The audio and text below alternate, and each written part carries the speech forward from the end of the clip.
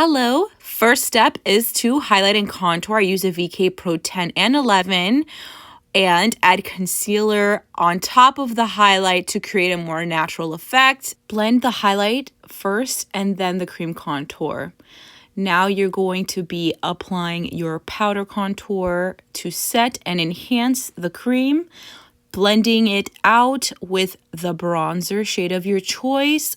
Remember to apply a setting powder on your T-zone and apply your favorite blush on top of the bronzer. Add your favorite highlight shade and begin your eye look. Using a fluffy blending brush, apply the lightest shade in your palette to the crease. Then go into the second lightest shade and apply it in your crease.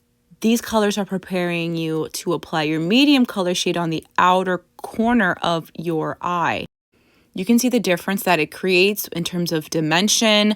Applying a medium and dark shade to the outer corner, working it to the center of the lid is going to give you the dimension you need to be able to create a contrast with applying your shimmer or metallic shade on the eyelid. Finish by applying your favorite eyeliner, mascara, lip liner, and lipstick. Add some gloss, and your makeup is complete.